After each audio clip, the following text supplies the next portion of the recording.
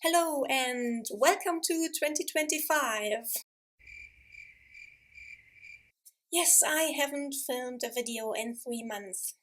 Again. The thing is, it's not like I didn't want to, I just didn't know what to say.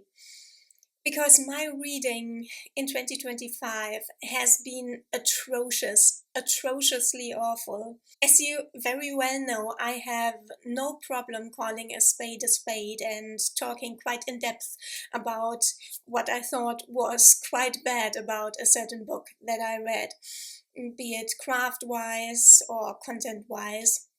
However, I just don't want this to be the only thing I ever do in my videos or in any one video really. And while I had some ideas for recommendation videos, they were all kind of seasonal, and the season was never the first 3 months of the year.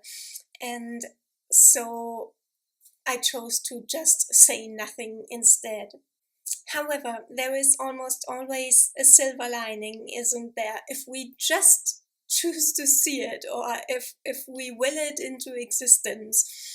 So here is me making lemonade from the lemons that the publishing industry threw at me or managed to make me buy in 2025.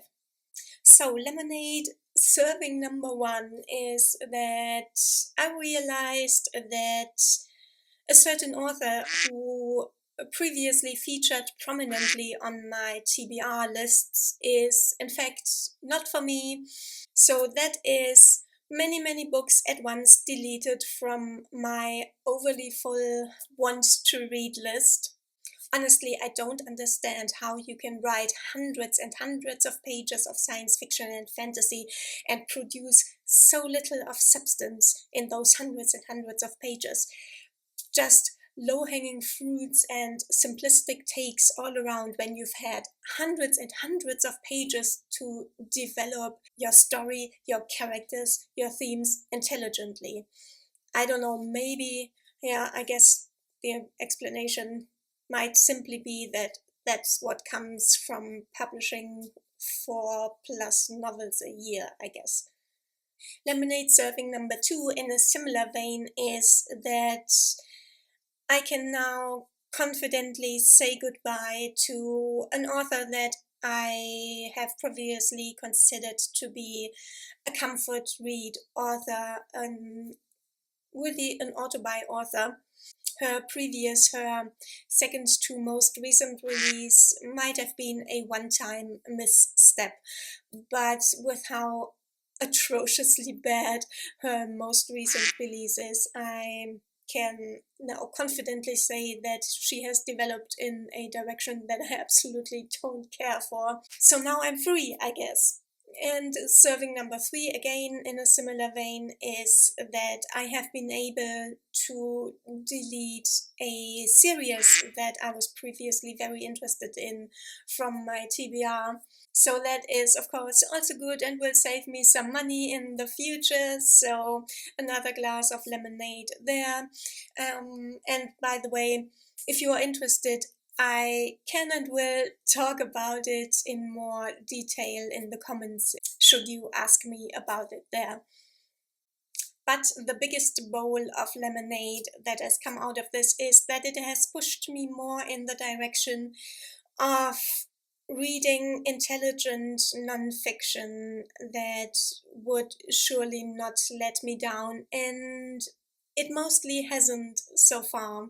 I've read a lot of German nonfiction, which I won't talk about right now, but I'm planning to do a roundup at some point and we'll talk about it there. I do want to talk about one nonfiction book right now, though, and that is because it is the book that I can confidently call my favorite read of the first quarter of the year, my favorite nonfiction or fiction read, just my favorite read altogether, and that is Meteorite by Tim Gregory. This is really, I think, a masterfully written, masterfully done piece of pop science and really also science outreach. Gregory weaves the history of science and the science of the history of our solar system into one absolutely charming page-turner of a popular science book. He uses meteorites and the history of the study of meteorites to explain how we came to know about the history of our solar system and beyond. And I've genuinely never come across an explanation of the history of the formation of our solar system that is at the same time easier to understand than this, yet at the same time as satisfyingly complex, because Gregory doesn't insult the reader's intelligence. He does break down these complex scientific issues and processes step by step to make them understandable to the general reader. But he does expect you to pay some attention and to use your brain to follow him. So he doesn't reduce them down to a point where basically all the science is lost and it's just storytelling. He is a great storyteller, though, and so he can make these complex issues compelling to read. His passion for his subject, so he is a cosmochemist, which is kind of geology in space, I guess. And his passion for his field is really catching, and I'm just at the beginning of going down quite a rabbit hole here.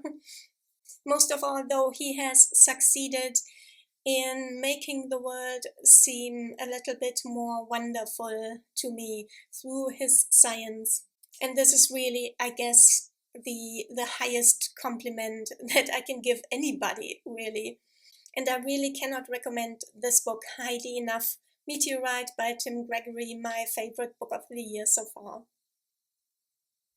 So this is my little overview of the first quarter of 2022 to ease me back into making booktube videos and to give you a little recommendation after all. Please tell me in the comments what your favorite read of the year has been. As you can see, I need all the recommendations for intelligent books that I can get. Regular broadcasting will resume shortly. I'll see you again soon, guys. Bye.